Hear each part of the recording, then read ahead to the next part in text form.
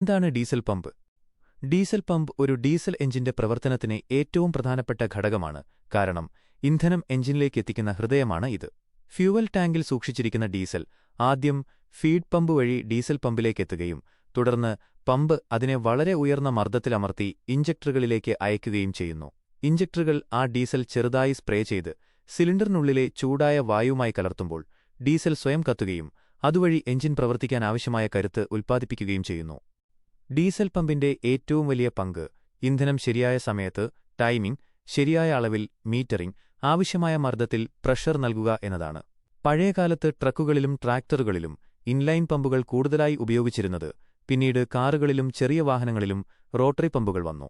എന്നാൽ ഇന്നത്തെ മോഡേൺ കാറുകളിലും ബസ്സുകളിലും ട്രക്കുകളിലും കൂടുതലായും ഉപയോഗിക്കുന്നത് കോമൺ റെയിൽ CRDI സിസ്റ്റമാണ്. ഇത് ECU എഞ്ചിൻ കൺട്രോൾ യൂണിറ്റ് നിയന്ത്രിക്കുന്നതിനാൽ ഇന്ധനത്തിന്റെ സമയവും അളവും വളരെ കൃത്യതയോടെ ക്രമീകരിക്കപ്പെടുന്നു.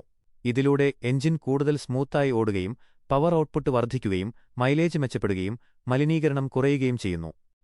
ഡീസൽ പമ്പ് ശരിയായി പ്രവർത്തിക്കാത്തപക്ഷം വാഹനത്തിന് സ്റ്റാർട്ടിംഗ് പ്രശ്നമുണ്ടാകാം, പവർ കുറയാം, ബ്ലാക്ക് സ്മോക്ക് പുറത്തുവരാം, മൈലേജ് കുറയാം, ചിലപ്പോൾ എഞ്ചിൻ ഓഫാവുകയും ചെയ്യാം.